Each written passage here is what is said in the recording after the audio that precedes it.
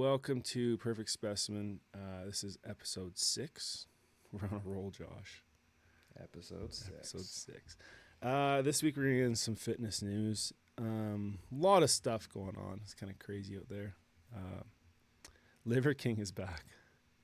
That's wild. He's back, baby. It makes sense because it's just like people are like curious about what's going on, and they'll always be curious, even though you had such a downfall. I know you were a liver head for a while there. Well, I just don't understand how you can be exposed as being such a fraud. And, he's such a just obnoxious character. He's like a fraud, a character, but I think people just don't care. At a certain point, the consumption space of the world is like the more just verbose and outlandish you can be, you're going to get more views at the end of the day. And that's what that entity is. Yeah, I think people are just curious, right? They're like, okay, how is he going to come back from this? I wonder what his fan base is like now. There have to be some loyal people that are like, I don't care, blah, blah, blah.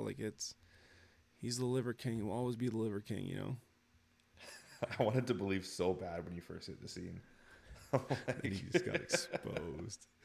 Oh, that's rough. I guess some of the stuff they talk about. Have you seen the Netflix show yet? No, I didn't even know this. Yeah, so apparently there's a documentary about him. It's some interesting stuff in here. I got like a summary.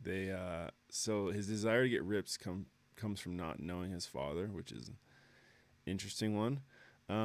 His first orgasm was on a bench press, which checks out. God. Yeah, right. So I guess I remember hearing about this too. He turned to liver because his son's poor health, right? Is that the whole thing? That liver provided a bunch of nutrients and stuff, and that helped bring him back and his son back to health? Yeah, I think that was kind of the background of that guy. Yeah, and then I guess he used steroids. It was what he claims. Again, this is based off an article I found, as a way to get more reach, which I guess makes sense. Like the bigger buffer you are, the more reach you have, so the better you can like get this information out there. But at the same time, it wasn't just him giving information. It was his supplements and everything else. Like he was making money off this as well. So I don't think you can just say like, oh, it was a way for me to get more reach. It was a way to get more money and more reach, right? Yes. Yeah. And apparently he's eating fruits and veggies now too. So, well, I mean that's sort of what we have to be primed for now. Is whenever something looks enticing on the internet, it's like probably for these people, like this is their livelihood. Yeah. And their avenue is profits and money, and the fitness space I think is loaded with this stuff. People that can get their bodies looking a certain way prey directly to the desires of people wanting to look that way. Yeah. And for some reason, it's so easy to get tricked in that space because I think people want the shortcuts. They want the answer. Yeah. And so they're looking for the supplement, the program, the hack. Yeah. And they're like, well, I found the hack, and really the hack is discipline. The hack is consistency. We've talked about this before. It doesn't really matter what program you follow as long as you are showing up consistently, right? Yep.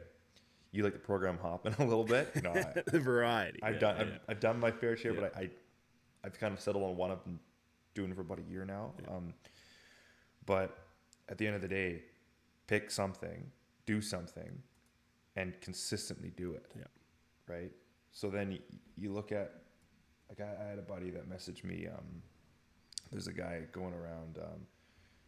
His handle on Instagram is like Judd Leinhart or something like that. Have you ever seen that guy? No. He's jacked. Like the guy's absolutely jacked. But he'll show you doing like rows, and he's got like bands. He's rowing with bands and hooked up to this cable pulley machine and doing all these weird sort of movements. And I messaged my buddy back. I'm like, you're not going to look like that just by attaching a band to a cable pulling machine. Like it's so goofy, and they brand it as like my system, my way. I'm training functionally, and so people will get it in their head. Oh, if I train like this, I'll look like that. It's not how it works. Yeah, people just want that shortcut. They don't want to put in the work. Like it's tough because you're right. They basically are like predators almost, right? Like it's just, like give me your money and I'm gonna get results for you. I was listening to a Chris Williamson podcast, the Modern Wisdom one. He was talking to Naval, I forget his last name, like the famous Twitter guy. Yeah. Whatever. Yeah. And he's saying like, same idea goes with like the internet gurus or the mentors and blah blah blah. Like take my class and blah blah. It's like, well, like if you have to pay to take your class, then you're probably not the person that we think you are. Like if you're just making money off that, like, oh, I'll teach you how to get rich. Well, you're selling a class to get rich, so that's probably how you're getting rich, not what you're going to teach in that class. So it's very interesting, these personalities and stuff, and you have to be careful because they're just, at the end of the day, like a lot of it is just scams, right? And you just don't know. Yeah. You trace it back. How are people making their money? Yeah. It's interesting. Yeah, it's tough. It's a driving force for a lot of people. But it's freeing in a lot of ways. Like, you look at, our professions as firefighters. Yeah. It's a free way for us to generate, and I'm saying free in terms of like, I feel like I'm not selling something in order to pursue my interests or my hobbies, and so there's tons of ways in which people make money in this world, and you have to almost find the thing for you as a human being that ignites enough of the interests and the passions in your life, and then it allows you to do it in a way that you feel good about. Yeah, it's like that honesty and that, like doing it for the right reason, not just to make money, like doing it because you actually want someone to get better, and like that altruistic reason of like, this is the best reason. Like behind what Liver King, I guess, preaches is like, I truly want people to get better and healthier by doing this. Like, sure, he went about it the wrong way, but I think there is good behind some of these motives, and you just have to not get lost in the chaos when you're doing that, right? When people are making these programs. Don't throw the baby out with the bathwater. Yeah, don't do that. Yeah. Yeah, that's not good. One of the interesting things, so I use some AI. Oh, it's funny. I did a course at work the other day, a real shitty course. Like, I think you know what I'm talking about. I'm not gonna say it because I failed it, but I got 75. The pass is 80%. I used AI for the entire thing just because it's complete garbage course. Like it's all just so stupid. Yes. And it's funny because I was like, AI, how is AI wrong? Like how did AI get all this wrong, being so advanced? Yeah. And I saw this thing too of like, is AI going too far in the fitness space? Can you trust it? Can you rely on it?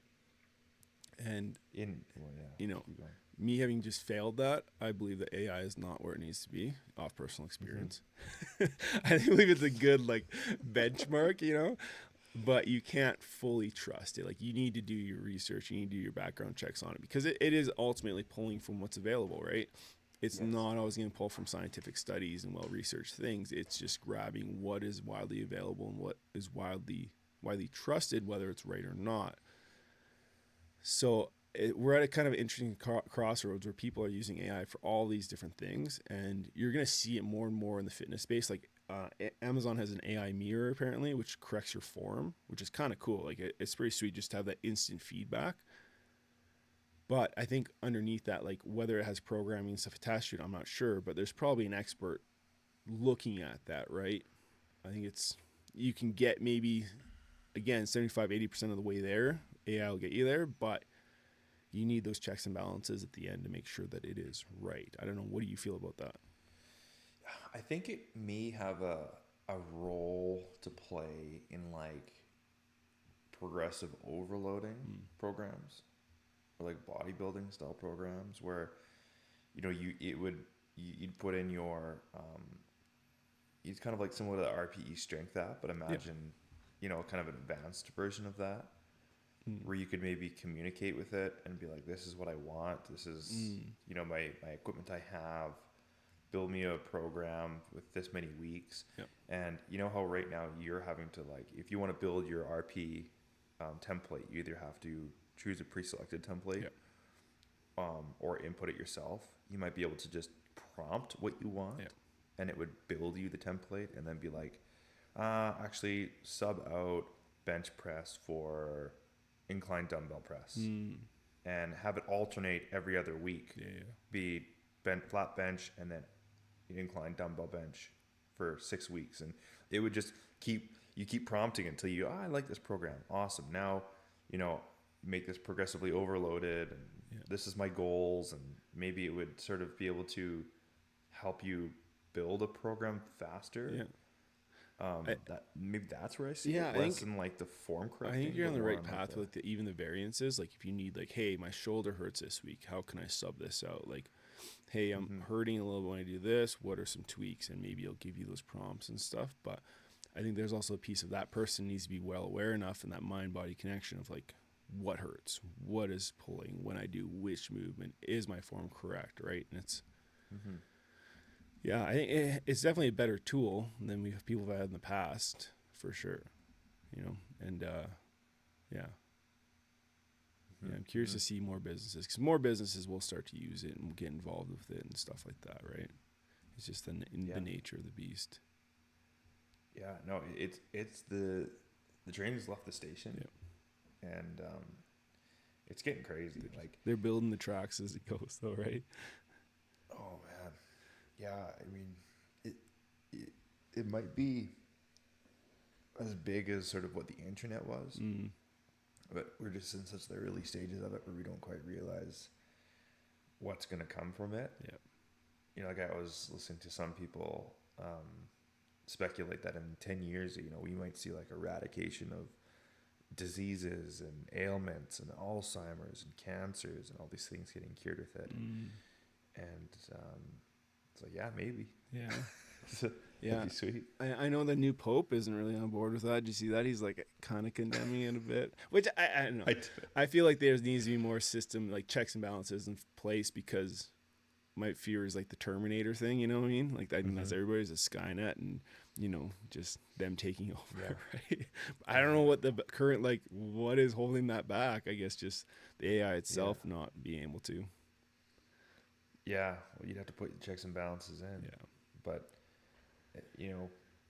governments will, I think always pursue some form of surveillance and intertwine it with AI, and that's probably going to keep pursuing in that direction. And it's like at a certain point, people might just feel more comfortable getting out of cities and just living a more simple life on an acreage.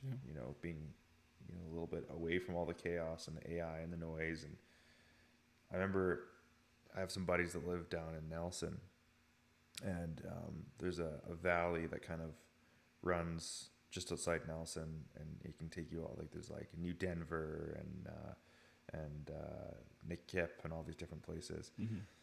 And that valley is like, there's no cell service in there, and it's gorgeous. You got like a flowing river through it, these little beautiful acreages, and a lot of them will have Starlink and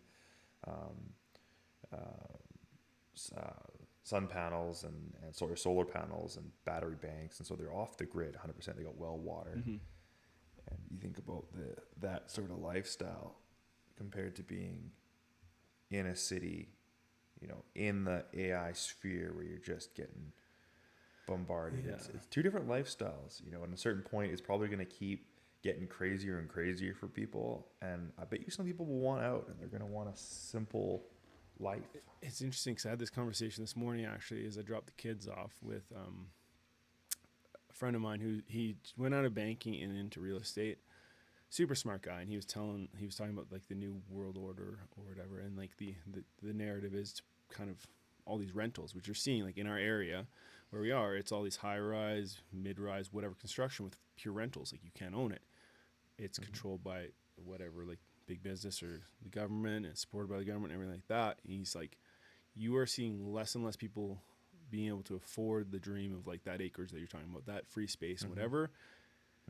Smaller backyards, cookie cutter homes. Like it's just getting more and more condensed, and that's just, I think, immigration coming to into play, and just the availability of those acreages and lands and that wide open space. Like it's less and less, and as we grow, it's tougher to afford that stuff. So I don't know what.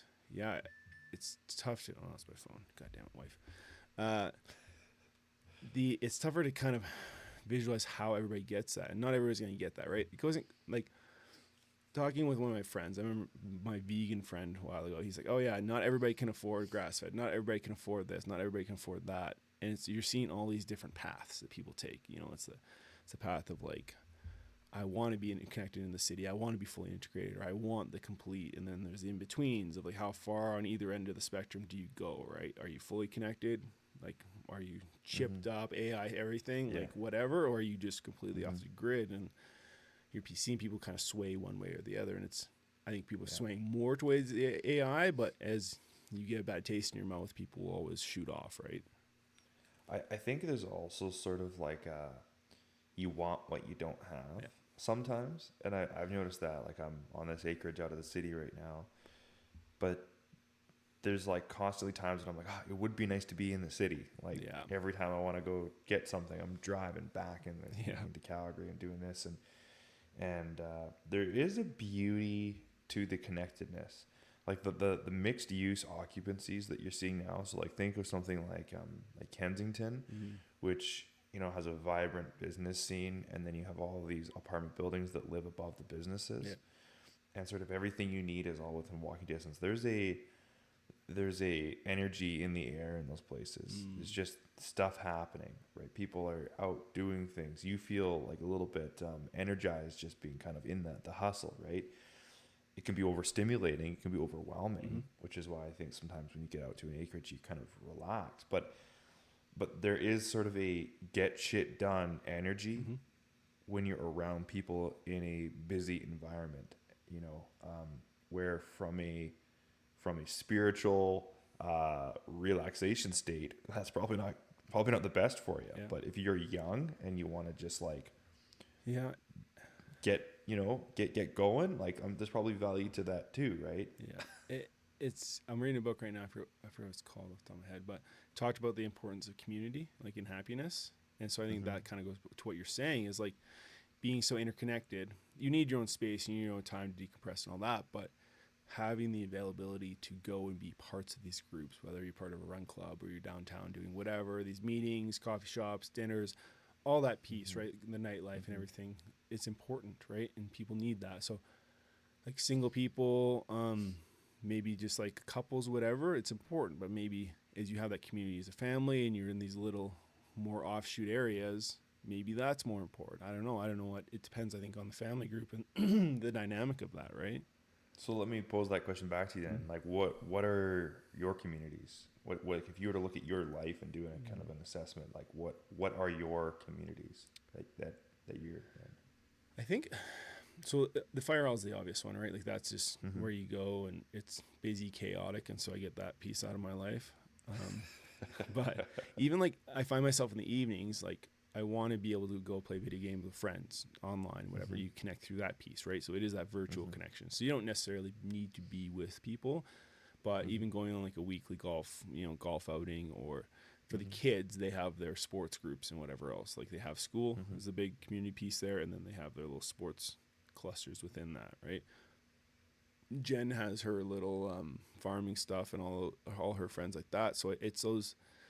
It doesn't need to be the big, huge community pieces, but you need to have those connections that are available to you, right? So even like I know she'll call, her mom lives in BC, so she calls her at almost every week, a couple times a week, right? And we'll just chat away.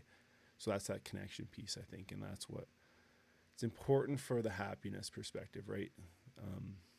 I think you need that. Like, what do you feel about that? I couldn't agree more. Like, we're social people, and I think you need to, if you can find communities of like-minded people, where you're just all supporting each other, doing things that you enjoy. I mean, it's interesting. Like, if I reflect this onto my own life, I've got communities for their own things. Like I ski patrol. Yeah. So I've got my ski patrolling community. We're all making jokes on Discord. We're doing get-togethers once in a while. We have end of season banquets, and we do training and all this sort of stuff. And I'm still a coach at a CrossFit gym, right? CrossFit Calgary. And so I've got that community. I've got the fire hall community. I've got my high school friends. And so they're all sort of nested in different places and almost fulfill different things for me, you know, in my life. It's like they're totally different. Like the CrossFit community literally does something different for me than my ski patrol group does, and as my high school friends and my fire guys. They're all important to my life. And yeah, it as you get further, as you age, the your responsibilities change, you mature, your hobbies change, and so you have to always do a reflection on where am I, and are my communities serving me, and am I participating in my communities? I think a lot of things, a lot of times, sometimes there's an energy in, energy out with your communities, so you can just take from them, right? Yeah. But are you contributing back to those communities? And actually, sometimes if you contribute more into the communities, you'll get more back your way too. So at a certain point, if you're being spread too thin, maybe dropping one thing, being able to put more time into something else will serve you better, right? But that reflection piece on where you are, and you know, you've only got so many hours in the day and in a week, and you got to figure out how you're going to spend those hours. Yeah, it's like that prioritization, but also not getting solely consumed. Like we have people that we know that are full fire, like their gas tank is just full fire. Oh, yeah. They don't have any other ones. So what happens when that's gone, or what happens when that burns you out? Like you have no other piece. And I think going back to what you said, it's important to have all these different little chunks that they fulfill different needs and they give you different things, right? And that's, I think, super crucial.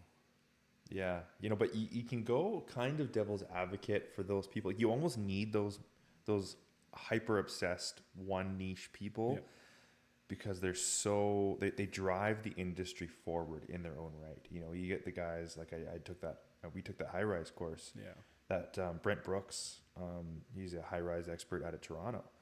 Like that guy lives, breathes fire, like to the nth degree. He's got his whole garage at home set up with model. Well, they were walking buildings around like the town we were, the city, just like checking out high rises, like just walking around, just checking out, because that's what they love, and it is very interesting.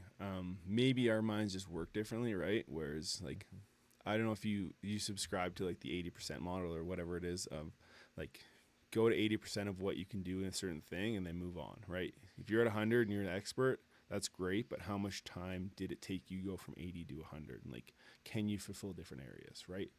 Yeah. Would you rather do 5 different things well, or one thing extremely good? You know, it's that argument of like specialization versus variety, right? Okay, so this is a very interesting topic, right? Because it's going to take you a lot more hours to get from that 80 to 100. Yeah. But I think in everything you do, there's like the beginning stage. And then there's, once you crest that beginning stage, then there's like the fun stage. Yeah. And so, and it doesn't matter, pick a topic, golf. Like there's a period of time in which you go out and you swing and you have no clue what you're doing, and it's awful and you hate it and it's miserable. If you can commit a base amount of hours, and it's probably different for everything. Maybe for golf, it's like if you commit 100 hours, you'll crest that, and then there's like fun and joy and beauty and flow and creativity on the other side of that. Same with skiing. When you're first learning to ski, you're stuck in this overthinking mind state of like, I'm scared.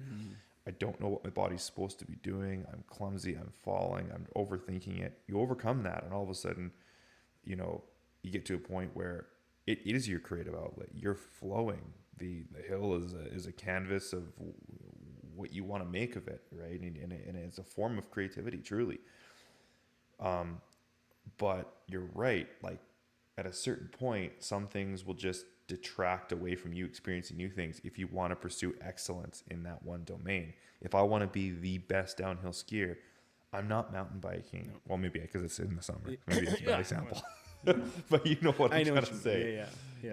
There's an opportunity cost to pursue excellence. Right? When is enough enough? When is it good enough? Like you were wanting to pursue fly fishing, and I don't see you talking too much about fly fishing anymore.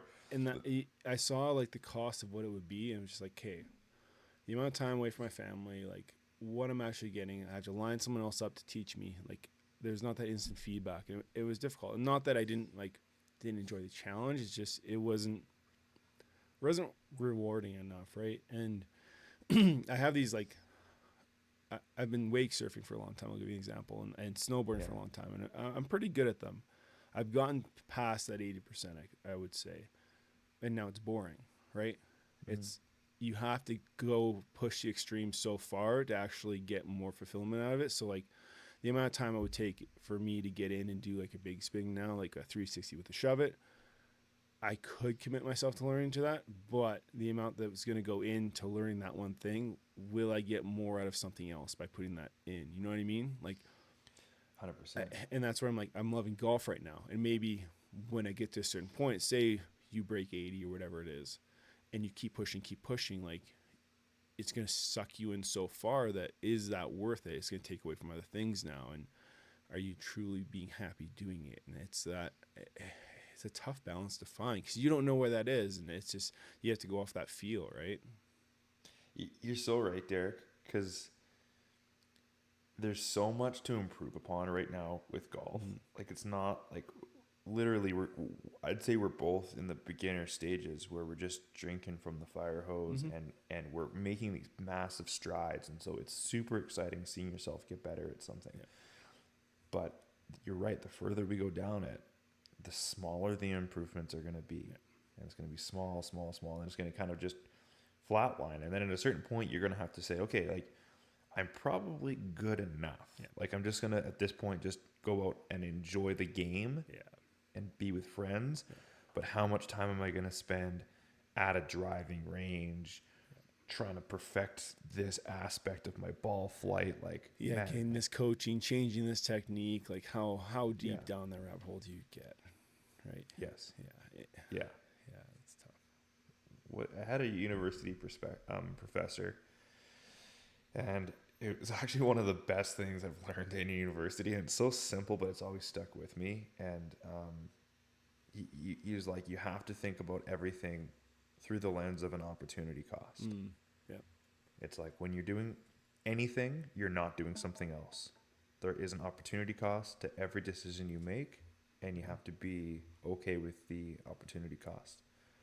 Right? So how would you say you go through and prioritize things now? Because there's certain things, like I think we've talked about this before. There's certain things you have to cut out of your life. Like, what do I want to actually do? Like, I saw your bow the other day, and it's like, oh, how much have you actually shot your bow? It's like, again, that's an opportunity cost. So how have you gone about like flushing out what's important to you and not? Certain things are non-negotiable. And so like something like fitness it's a non-negotiable because it's not something that you have to do whether you enjoy it or not. Like that to me is a consistency and a discipline aspect. Motivation for something like fitness will come and go. You can't rely on motivation. You have to rely on your discipline. So non-negotiable. But when it comes to hobbies and stuff like that, it really, I think, is just what I'm interested in. And I find that I think we're very similar in which we can get very obsessed with things and then it can just shift to something else and you can get totally obsessed with something else. And that's my personality. Everyone that's known me knows that I just kind of bounce from thing to thing to thing. And I don't really know when it moves on. But sometimes it just does. And I'm like, oh yeah, I guess I'm interested in this thing now. And I just kind of just dive down that rabbit hole. I've sort of set my life into seasons. And when I looked at my year, for the longest time, I was always looking forward to the winter so I could ski. And summers, I was like, it's nice out, but I just didn't have things I was doing that was exciting for me.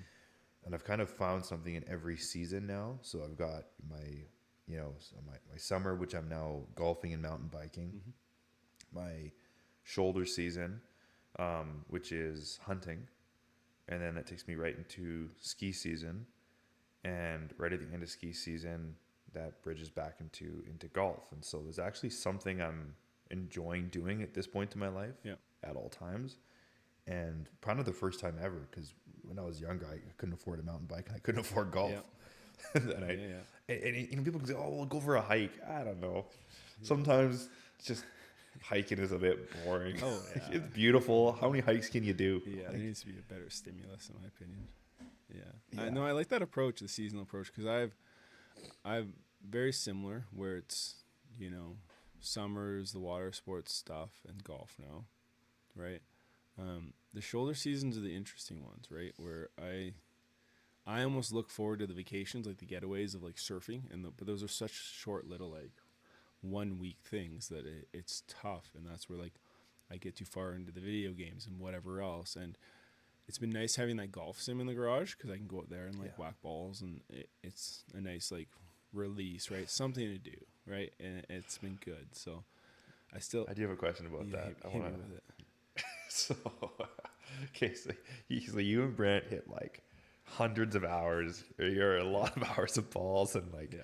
spent a lot of time on the Sims, and then you're like, man, I took it out to the Dude. actual course, and it Yeah. doesn't seem to have translated. Have you been able to work that out in your head? Like, I'm sure stuff has translated, but what was the gap there? think Why it's- didn't it translate? The consistency piece is like it's so consistent on the sim because you're ball after ball after ball after ball, and it's the exact same surface every single time. Whereas when you go on the range or you go on the course, I think it helps with swim mechanics, and there's certain things you can dial in, but there's certain things you can't control. Of like, okay, the drive's good, but in my case, my driver I can't use in the garage because I don't have enough space for it. So even like drive is not great. But on really good lies, I've noticed like, oh, I can hit it really pure and it's nice. But in the rough stuff or you're off angle or whatever, it's now different, right? So even though the swing mechanic might be there, you're not hitting as pure as you are. You're on an off angle. You have to adjust. So it's more, I guess, athletic out there. So Right. it's very consistent. But when you get out there, it'd be like driving a Formula One car versus like the Dakar, like the off road, whatever. Like it's a completely different environment. You need to adapt to that. So Yeah. I've noticed like very first round was humbling. Like putting was actually really good because what I do in between our workouts is I'll putt. And so my putting was crazy. And then I haven't been doing that lately. So my putting the last couple have sucked. But my other stuff's picked up because I've kind of realized I need to like tweak in between. But it's so funny because I remember Brant saying that. He's like, wow, that was a wake up call. Like, what did I just spend all this money on a sim for? Like, God. I think you are getting little pieces. It's just not what you think, right? It's like, it's certain form stuff. And maybe you'll get 1-2 strokes every couple months off that just by dialing in that consistency with that form. So I think that's the most important thing. But yeah, it's the humility piece because it's just that sport is crazy. And at a certain point, it's like being at the range hitting balls Yeah. is not golf. No. Like Yeah. golf is a different thing. Like yes, that can help golf sometimes, but like if you want to get better at golf, Yeah. you have to golf. You have to go play the game. It'd be like shooting basketball. Like if you're out there and just dialing in 3-pointers, like sure, like you're gonna get better at that, but you go into an actual game, like when there's someone defending you, you're out of breath, you're running, blah blah blah, like it's a different animal. Sure, you'll probably have that same flow, the same mechanics, but you have to adapt to the environment you're in now, and it's different, right? And Yeah. that I think has been tough. Yeah, 100%. Yeah. Been a hit to the ego, but yeah, it's getting there. It's getting better. I'm going to buy a perfect putting mat Are you? for the winter, I think. Absolutely. Just Throw it in the gym, man. It's awesome. In between sets, Yeah. you're it. just hitting it, and it's interesting because your muscles will be sore and stuff. So you really got to like concentrate on your form and just dial in the form and the stroke. Yeah, you're breathing heavy. Have you seen those guys that they basically it's like speed golf, Yeah. and they see how fast they can play Yeah, dude, that's 18. crazy. So they're like they hit the ball and then they just start running towards the ball. Sprinting. Yeah, that's crazy. I saw some guy in New Zealand, I think, did it in some crazy time, and he only has like they only have 4 or 5 clubs. 'Cause they have like a little Sunday bag with their driver, Yeah. and whatever else. So Totally. it's pretty funny. As soon as the ball, like they're putting, as soon as it stops moving, they hit it again. Have you convinced your wife to remortgage your house to buy more clubs now? Or Oh, dude. Okay, so, all right. If I texted you this the other day. I was like, I'm like joking, but I'm not. If we do live in a simulation, yeah, golf is a virus in the simulation that infiltrates men's minds and just takes over their life. Yeah. And sometimes they get a bad version of the virus and it's just like ruins their life, and maybe they like get a divorce and lose their house, and it's just like Just the nth degree bad, right? Yeah. Some people get a mild form of the virus and they can manage it. Yeah. And they got some antivirus software in there. And I was thinking through it. Okay, so I think people in general, like let's look at like society in general. We're consumers. Yeah. We consume things. We like things. That's why phones always get better. Computers always get better, right? Well, that same thing applies to like golf, right? You get these things. You get clubs. You get 14 of them. Yeah. And each of these things, there's a million different producers out there, businesses that are trying to sell you their club. So then not only are you getting kind of beautiful pieces of equipment, you're getting a nice like milled putter, and it's like it actually looks really nice. Like there was some craftsmanship, there was thought, there was engineers, there was designers. So you get the dopamine hit of getting something new. Yeah. And then you're trying to think, maybe this thing is going to make my game better. Well, so not only do I when they're like, it's going to give you 2-3 strokes off your game, right? You're like, oh, yeah, hell yeah. you're like, I love golf. Yeah. This thing is giving me a dopamine hit from a new item because I love having it. I love looking at it, and I get to use it and use the item, not just stare at it. It's not like a nice painting that I like on the wall. No, I get to like play with the item, and it's going to make the game I like better. So the raw dopamine hit for clubs and equipment for golfers is through the roof. Oh, yeah. Like, and it's attainable. It's not like I'm buying a $2,000 pair of skis or $2,000 pair of skis or like a $5,000 bike. No, I can actually kind of justify a club. Oh yeah. And so it makes the accessibility for the dopamine hit right there. Mm-hmm. And I've got like 14 of them, and I can have 20 clubs in my garage and swap them out. Dude, it's like, oh, this one didn't work. This is what I'm slicing. Oh, I can go to this one. I can get this. Like, this will fix that. Now you're doing this. It's like, okay, well, this will fix that. And you watch YouTube, and you just watch someone like just loving something. They're like, this changed my game. This changed my game. You're like, it'll change my game. I know. You look like 2 weeks later, they're back to the same putter. You're like, well, what the fuck? Like, yeah, dude. Yeah. It's a crazy game. It's a crazy sport, and I could see how you could spend thousands and thousands of dollars on this game if you wanted to. Yeah. Like I've gone with the approach of like, I'm buying used, I'm buying on sale. Like I'm never buying anything new. The one thing I have a friend that can get deals on clubs, so I'm not buying new, or full price. The only thing I can justify like I might buy full price if I had to was like a putter. You know what I mean? Like sure. Everything else, you just whatever. Like there's so many out there, whatever. I think a putter is something you can truly like spend money on, and that thing will last you like 20 years. If you love it and 100%. That's part of your game, like absolutely dig in there. You're so right. And a putter, I'm learning this. A putter is something that you need to love. Yeah. And it needs to be something that when you're above the putter, that is confidence inspiring. Yeah. That you feel connected to, that you like the way it looks, that you like the way it feels. If you look down and you're like, I hate that line. I hate how that looks. Like that will fuck with your head. Yeah. You got to look at your putter and be like, this thing's a weapon. Yeah. I got a weapon in my hand, and you just crush it. You can see the ball. It goes where you want it. It's like, it's your prized possession, and it has to work for you. Yeah. And it might be that $700 putter, but I've heard some people say for them, it's their $40 putter they got 20 years ago. And they're like, I've tried other things. This was the one I love. Yeah. It works. Doesn't matter what it is, but you've got to find your putter. But it might cost you $5,000 and 30 putters to figure that out. But that putter existed. Yeah, it does. And what did I grab? Because anytime I go to Golf Town, there's a big row of putters there. I'll grab one and like, oh yeah, this feels nice. This feels nice. This feels terrible. I think I picked up one that was like $600, and I was like, this feels so nice. But I bought so many clubs this year that I can't justify it. Like, oh no. And I just bought a new foil board too for the lake. I'm so excited for that. Oh, have you seen wow. it? Have you ever been on one of those? I never have. I've been on Air Chair, which is like the sit down version, like very old school. but never the new one.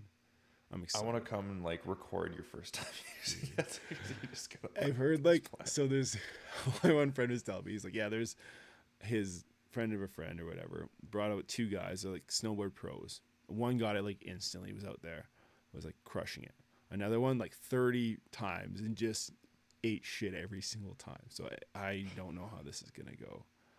I feel like I'll they're be okay. cool. Like if you can get like the leg pump, Yeah. and you're going like they're sweet. Oh yeah. Zip around everywhere. Yeah, and I got the juicy one too. A full carbon mast on it. It's like, Oh, yeah. dang. You buy that new or get that used? I got a deal, Josh. You got a That's deal. new. Yeah, I you got a love deal. deals. I gotta get deal. I gotta You get. never pay full price for You anything. kidding me, Josh? That would break your heart. Yeah. Having to pay full price for something. You just wouldn't do it. Like, is there a discount code? 5% off. I'll take it. I'll take it. Yeah. Anything and everything. Oh man. Let's get into Hyrox a bit. Cool. Hyrox, we've talked about it before. Hyrox is an interesting thing. It's like it's kind of like the Spartan race phenomenon. You know, like it's gaining so much traction. Spartan race was huge there for a while. It's kind of fall off. I wouldn't relate to CrossFit because CrossFit has kind of stood the test of time to a certain point. I guess I feel like it's kind of it's slowly growing, but it's not growing as rapidly as it did in the past. CrossFit supports Hyrox. Did you see that one coming? Have you seen that article? What do you mean? Like, are you talking about like the community or like CrossFit HQ? CrossFit HQ. They wrote an article saying they support Hyrox, which is very interesting because they, and I think it was very smart for them.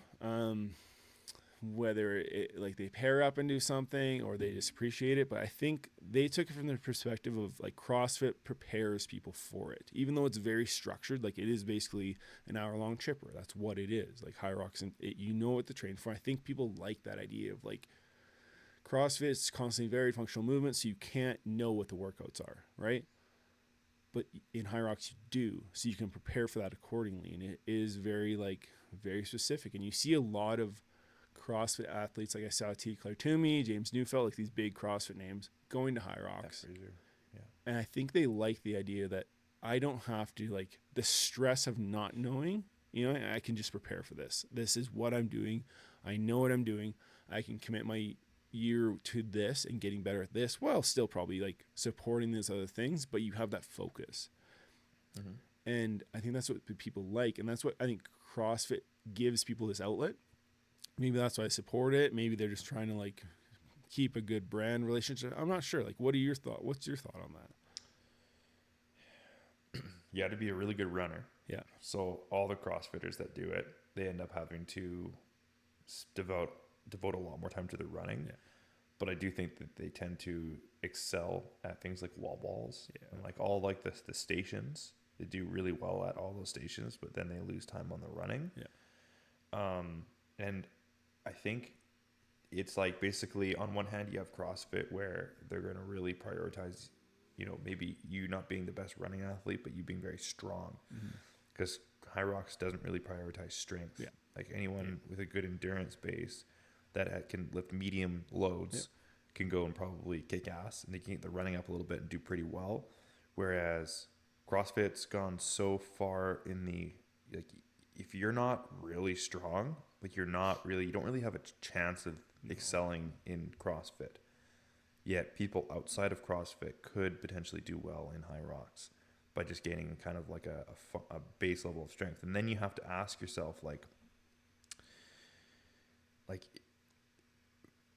kind of back to that, like what's optimal? Like there's probably, like, if you looked at being an elite CrossFitter, like you're too far maybe in one direction.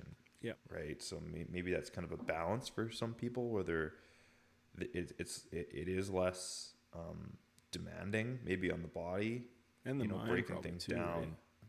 Right? And the mind too, probably. Right? And the mind. Yeah. Like it's to be an elite CrossFitter, man. That is one hell of a sport. I can't actually at this point imagine the mental toll it would place on some people. Yeah. Back a few years ago, it was really like if you just wanted to put the work in and you had, a little bit of just a genetic background, you'd be fine. Yeah. But now it is like you have people that it is the top echelon of what's possible for human beings to achieve from a genetic standpoint, and they're all competing against each other now. Well, and it's funny because I think you're to relate it to a different sport but similar, like pickleball. You know how pickleball is like the craze, it's super accessible, whatever, and like the top echelon of pickleball, I think you're gonna see that same growth of like exponential growth until you get these specimen in there. Like you had, I forget what the tennis player, he went into pickleball and he just dominated because he is like he's that good and that's what he is bred for. Like I think you're gonna see the same kind of thing where those people are gonna rise to the top and eventually it's gonna flush out all the weaker people, and you saw that in CrossFit, right? Yes. And I think kind of go back to that the ODR race is like the Spartan races and whatever else they were. I think their true failing, and whether they've truly failed or not, is that the exercises that they did was like spear throw or like these random things where it was not very measurable and not very controlled. It was a very like super varied and like just weird movements, awkward movements. Like I get the concept behind it, but I think that's why people are embracing the Hyrox, because it is very controlled. You can tell what a wall ball is. You can tell what a calorie is. Like it's very measurable and very easy to see what is there, right? And you're right in the sense of it is a great way to prepare for Hyrox because you have a bunch of elite CrossFitters that can make that bridge instantly, and then without even training for Hyrox, score among the top. Like a lot of them didn't win, but they were like top 5, and it was like their first time ever doing it. Like let's do this. When for can fun? you just switch a sport? You know, in a way, it's kind of dunking on them though, in a little bit, because it's like our sport's so good. We can almost win your sport without even trying, without even training for your sport. This is cute, like hey, little guy. Just show up and just win. You guys call this a sport over here? Oh, that's funny. We do this without training for it.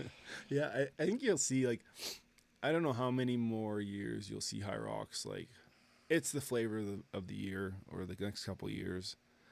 I don't know what the next one is. I'm curious to see what that will be and how they'll kind of adapt and grow from there. Have you seen Brent Fikowski's like World Fitness Project or whatever? Is that what World Fitness Project? Because they just had one, right? What is the deal with that compared to CrossFit? Man, I'm just tuning into it. I wasn't paying attention, but I think it's like that committee that was focused on building safe competitions, and they basically ran it looked like a CrossFit comp, but it was supposed to be done with like the athlete safety at the forefront, which is funny because I saw a video from Andrew Hiller, and he was highlighting that they did like a heavy weightlifting event in the dark with like spotlights, and like I think Danny Spiegel had like a massive clean and jerk above her head, and then the lights cut out and it was like pitch black, and she had like 300 pounds above her head. So they're like, from the safety guys, this doesn't look very safe. Tough look. It'd be interesting to see, like, from a programming perspective, how that all pieced together, because you definitely, like, I loved watching the games. Like, those are some core memories of going to like the CrossFit Games and watching that stuff. But you definitely saw it's like, okay, was this safe? Like, was doing Murph in like 30 whatever degrees Celsius heat in this Carson sun, like, what is that safe? Like severe dehydration, all this stuff. Like, there's definitely safeguards that I think need to be put into play, and I'm curious if you see CrossFit. I think CrossFit will have to adapt those now based on what happened, but to pivot back to Hyrox real quick, I think there's one other aspect we left out, and I think to some extent it is that relatability piece, where if you look at Hyrox, you're like, I can do that stuff. I can do all the movements. I can do everything. But when you watch like the CrossFit Games, you're watching the epitome of human performance, but there's also these complex movements. So they're doing snatches and rope climbs and muscle ups and handstand walking over parallettes. And it's like, it's not relatable. Like, it's cool to watch, but like Hyrox is relatable in every way, where the movements that they've chosen, you can do. And so that, and it does kind of like almost bring you back to like what is the optimal way to train. You look at like a Josh Bridges, right? Josh Bridges has his programming but he doesn't have complex movements. He doesn't put the Olympic lifts. He doesn't put all, everything's like power cleans. Simple. It's simple. Yeah. It's snatches. It's just the kind of the fundamental stuff. And I think he gets a lot of buy-in because it's very simple where, I'm not. Yeah. It's like the street parking thing too, right? Like very simple, very approachable. Yeah. Very approachable for a lot of people. I think what people like it too, because it is just one piece. Like if you have to go in CrossFit competition, usually a full day thing or 2 days or 3 days, like it's a beast, right? I think Hyrox, how long does it take you? An hour? It's an hour. I think the top times are getting like an hour. Yeah, so an hour and a half, like sub 50 minutes. Yeah, like that is very approachable for someone. That's like someone training for a 5K, a 10K, a marathon, whatever that is, right? Like that's reasonable. So I think you're getting more buying because of that, right? Like it's just a more approachable piece, and you have all the age groups. Like they've done a very good job of, like there's all these different divisions. There's all this piece, and it's from their side. It's very easy to organize, right? Like the CrossFit Games, like that's a beast. Like how many events? How many? Like you need so much equipment to make that happen. How many semis does Rogue have? Like it's crazy. Hyrox is just what it is and does not change, right? And I'm curious if you'll see it change in the future. Like if in every year, they switch a piece of equipment out or they switch a thing out and they just kind of adapt it. So, it's this new piece I got to train for. Like, but they tell people that so they know they can train for that. And maybe that's how they create the variety in it. Yeah, that's interesting because I guess like it is the same, right? Like the whole course layout, the order of like when you do things. This is the wall ball station. This is the lunge station. This is the farmer's carry station. Like, I don't know, but like, are they all unchanged in the same location? Like the course is the course. Is that sort of like what Hyrox is? Probably know more since we've been talking this one. Since we're talking about it, like we quarterbacks. I don't know.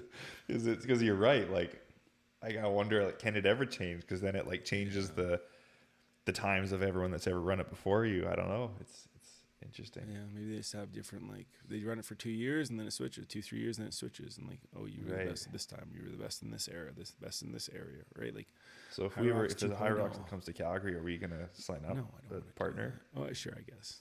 If you were, that'd be fun. We could go do it. I wouldn't do it solo, but we could. No, partner. I would do that. Oh no, my coffee. Yeah. There's I also saw one last Hyrox thing, Hyrox cruise. So I remember they did this. Do you remember seeing this a while ago? It was like Fitness Adventures. They got a bunch of CrossFitters and they went on a boat from Miami. This was after Wadapalooza, which is the CrossFit thing in Florida. Did you ever see that? Yeah, I remember seeing that for sure. How awkward would that be as an athlete, just to be like trapped on a boat with all these super fans? Because that's who's signing up. Like, who else is signing up other than super fans? I couldn't imagine anything worse, actually. Dude, than that experience. They would have to pay me, like, if I was in the, like, say, Noah Olson or someone, you have to pay me a lot of money to be on that boat to deal with that shit. Like, but I just feel like I'd be surrounded by a bunch of intense, it'd be like, too weirdos. much, yeah. Like, it'd be too much. Like, it'd be like even on a just church retreat or something. Like, it's similar vibes, right? Yeah, everyone's just like doing burpees on the ship deck. Like, what is happening? Like, okay, like, this is too much. Let's do a lot. Where's my nuts and stuff to eat? Yeah, that'd be too much. Yeah, I couldn't have it. Yeah, and especially being that being the guy that everyone's there for. Yeah, I remember hearing that. I can't remember who was on it. Like, was it Brooke Wells or something like that? Yeah, all those there like, was some famousy people, and I don't know, man. Yeah, and there's nowhere to run. You're on a boat. You just have to hide. Like I remember, I think Rich Forney was on one because he talked about being in the movie theater or something there. Like you just hide in the movie theater, watch movie after movie or something. Like that's what I would do. Oh, dude. But apparently they have a Hyrox version of that now, so I'm curious to see what that's like. Yeah. Maybe it's a competition. Like that'd be a good way to do it, I guess, is like take your boat out and then you run the competition on the boat. I guess if you're into that kind of thing, still. I don't know. Would you ever do a cruise? Like, I'm not talking about fitness cruise. Would you ever just do a cruise in general? I think the only one I would do is like a Bahamas, whatever, like Caribbean one. Even then, I think that I'd be like, oh, that'd be cool to see all these different things, but I hate people. Like, I don't like being around people. Yeah. It's awful. Like I just don't enjoy it at all. I took a test the other day at work to see if I have social anxiety, and I just have a strong dislike towards people, basically. It's not even anxiety. I just hate people. Right? Like I just don't like that environment. Like concerts stress me out. Like I hate being around all those people you can't control, and I just feel like a cruise would be the same thing where you just have to like sit in your room, and I get motion sickness too, so that wouldn't be good. Yeah, so it sounds like you're never doing a cruise.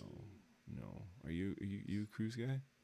No, I'm not. I've never done one. Yeah, the thought of it isn't very good. But I've heard some people play devil's advocate and they're like, it's pretty good. It's like an all-inclusive. And then you wake up and you're in a new place and you get to go explore a new city. And then you come back and you eat some good food and go to bed and wake up and you're in a new city. And I've heard like that side of it. And they kind of hype it up a little bit. Yeah. But I've always just thought about what it would be like being trapped on a boat, like for that long with all these people. Like, that doesn't really appeal to me. The craziest thing that like kind of sets me off, and I'm like, I don't like the idea of this, is there's like a morgue in the basement of these cruise ships.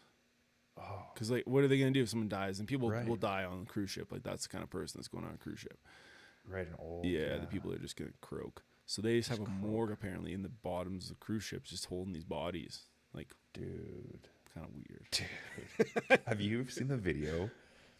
Well, okay, two things. There's a large amount of people that disappear on cruise ships. Yeah. Because they just fall overboard. Yeah, like gone. No one watches them, and they're in the me middle of the ocean, pitch black. They're drunk, right? It's like an all inclusive. You get hammered people, and you get someone that just stumbles over, falls over the balcony, dead in the ocean. So two things. One, could you imagine falling overboard on a cruise ship in the middle of the ocean, pitch black, so you can just take off? How terrifying that would be. Yeah. There's another video that I saw of a guy falling overboard on a cruise ship, and then sharks started grabbing him. I was like, this is the most insane video I've ever seen. Like, middle of the ocean is terrifying. Okay, it's recording in. Okay, we lost you there for a minute. My computer. Oh, anyways. All right, we're back. Sorry for the little disconnect there. What were we talking about? Cruise ships. It got dark and morbid for a second. It got real dark there. So we'll end it up. I think we'll end it with that. Well, we need to end it on something more light. Whoop. Have you seen the new Whoop bands? Yes, and I don't know how they can track blood pressure. Tell me. So very interesting. I was on a good friend of mine. His dad was talking to somebody that they can apparently the sensors in here to study the blood flow like through your wrist. Like when it's connected to your wrist, it tracks the flow of blood and somehow some kind of sensing with the blood flow is how they determine it. So I'm curious to see if that's super accurate because that's a game changer. Like if you can get blood pressure and an ECG on your friggin' phone, like that's kind of crazy. That's nuts. Yeah. We should look more into it. See if there's any validity. I want to know, is it accurate? Is it accurate enough? I don't want a half-assed blood pressure thing. I want, if it can get me pretty close, that's cool. Yeah. Like if it's within 5 or 5, even 10, it's a pretty good, like, miss range, whatever they call it. Yeah. Like that's pretty good. Yeah. I'm curious. I haven't had a Whoop and I've never had a Whoop. You had a Whoop before, right? Yeah, I'm curious. Would you ever switch from your Garmin to back to that? It would have to be really. I love my Garmin, just like the golf and the fitness tracking, and I love it. Well, I guess too for us, like what do we need the blood pressure and the ECG for? Us currently right now, why maybe when we're older. Yeah. If you're older, that makes some sense. If you had some health stuff, whatever, that makes sense. But for where we are right now, like I love my Apple Watch. Yeah. I'll use that, and mine's like 10 years old, so maybe I gotta get a new one. But I also feel that Whoop has an expiry date. Yeah, I truly think so because people like other companies are gonna just eventually like that tech will be in Apple Watches and it will be in Garmin's, and why would you buy this subscription base? Because it's expensive. It is. That's the tough part. It's a subscription. It's not like you can just buy the watch and own it, where you can with Apple and Garmin. Yeah. You're subscribing to this thing that does the same, and it doesn't tell you the time, and it doesn't act as a golf. It doesn't do messages, anything, right? Like, yeah. I agree with you. I think it's very like niche market, and I don't know. Yeah. I'm with you there.